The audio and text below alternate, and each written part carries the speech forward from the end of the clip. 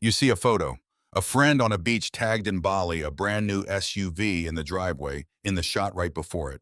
Your stomach drops a little. You think, how is he doing this? You check your own bank account. It's tight again, like it always is, a few days before payday. Here's what nobody told you. What you just saw was 10% of a much bigger picture. And that 10% might be the least honest number in his entire financial life. Financial researchers have a name for this. They call it the iceberg. 10% of an iceberg sits above the waterline, visible, photographable, easy to point a camera at. The other 90% is invisible, submerged, doing the actual work of keeping the whole structure afloat. Money works the same way. The car, the vacation, the new watch, that's the 10%.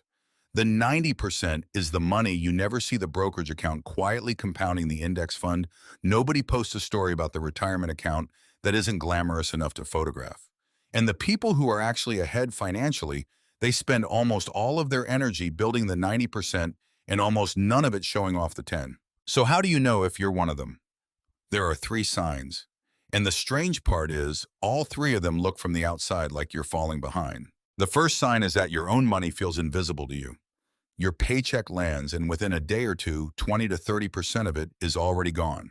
Not spent, just gone, automatically pulled into an investment account or a high-yield savings account before you ever see it in your checking balance. What's left in checking is just enough. Not comfortable, just enough. You feel it every time you buy groceries, a small flicker of, let me check the number first. This is not an accident, and it's not bad money management. It's a deliberate exploitation of something the Nobel Prize-winning economist Richard Thaler called mental accounting.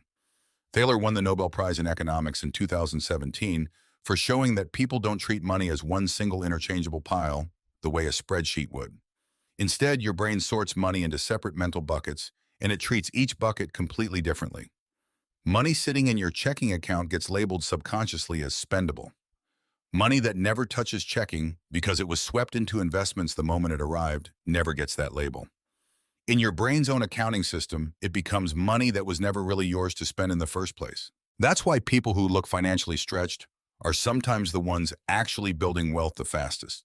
They've engineered their own checking account to feel a little bit lean on purpose, so their brain never gets the chance to rationalize a purchase using money that was already earmarked to compound. The second sign is quieter, and it takes years to notice from the outside. Their spending barely moves even when their income clearly does. They get the promotion, the raise shows up, and 6 months later they're still driving the same car, still living in the same apartment, still packing the same lunch. To a coworker, this can look like someone who isn't living up to their new salary. What's actually happening is that they're protecting a gap, the space between what they earn and what they spend, and deliberately keeping that gap as wide as possible. Most people do the opposite. It even has a name: lifestyle inflation. Every time income rises, the definition of enough quietly rises with it until the raise is fully absorbed and the gap between income and spending goes right back to zero. It feels natural. It even feels earned. You got a raise, you deserve a better car. But run the math on what that decision actually costs. An extra $1,000 in spending today, a nicer lease, a slightly bigger apartment, isn't just $1,000. If that same $1,000 had been invested instead, compounding at a historically reasonable 8% annual return, it would grow to roughly $6,800 over 25 years. That's not a rounding error.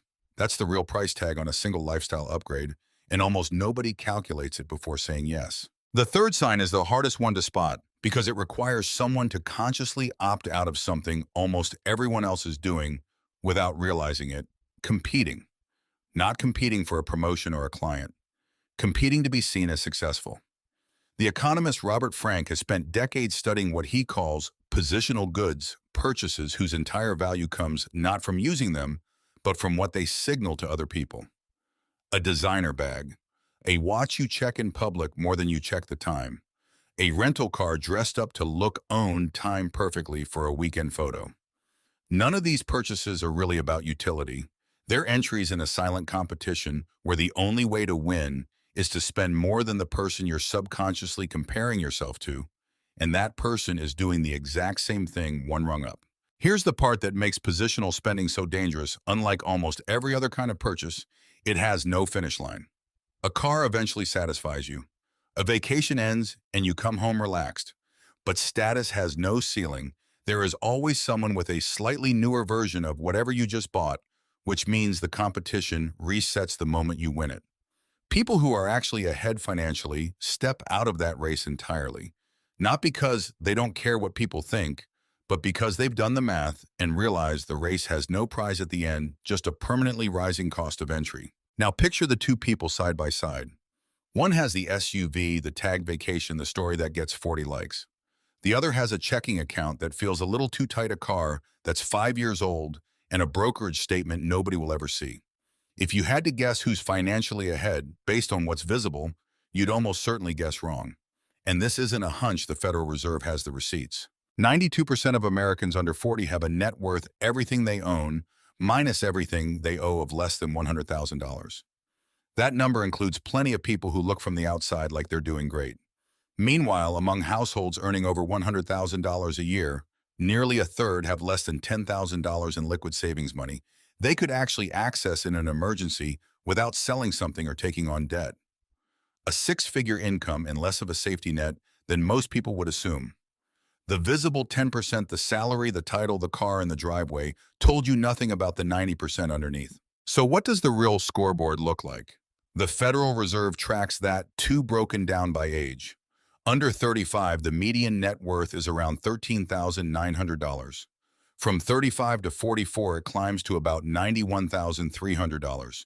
From 45 to 54, it reaches roughly $168,600. These are the real benchmarks, not influencers, not the friend on the beach, not anyone's feed. If your number at your age is sitting above these medians, you are already ahead of most of the country, regardless of what you're driving to get there. Which brings us to the twist most people never see coming. The version of you that looks the least impressive on the outside might already be winning on the inside. The tight checking account isn't a warning sign. It's a receipt, proof that money has already been moved somewhere. It can compound before you had the chance to spend it. The 5-year-old car isn't a failure to keep up. It's the gap between income and spending left open on purpose, quietly filling with interest every single month. So here's what you actually do with this. First, calculate your real net worth, everything you own minus everything you owe, and compare it to the median for your age bracket, not to whatever you scrolled past this morning.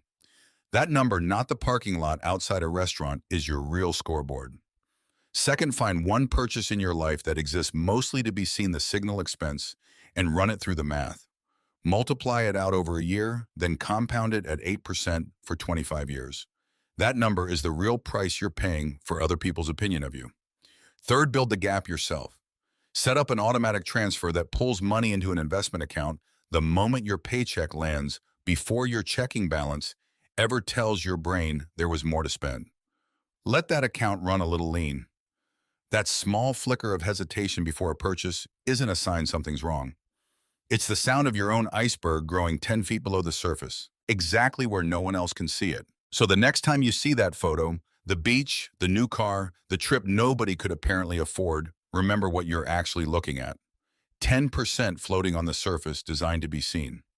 The real story, the one that actually determines who ends up ahead, is happening 90% below the waterline, in an account nobody photographs, growing exactly when nobody's watching.